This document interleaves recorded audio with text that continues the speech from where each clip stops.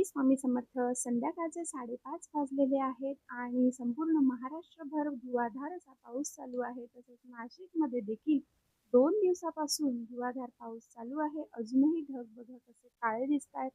भर पावसात आम्ही निघालोय विशेष अशा स्थळी, ते म्हणजे नाशिकमधील असलेल्या सुप्रसिद्ध कापड बाजारातील मुरलीधर मंदिरामध्ये श्रीकृष्णाच्या दर्शनासाठी. मंदिरामध्ये छान असं गायन वादनाची सुरेल मैफिल रंगलेली होती आणि इथे रांगोळी देखील सुबक काढलेली होती. रांगोळीमध्ये केदारनाथचे वर्णन केलेले होते.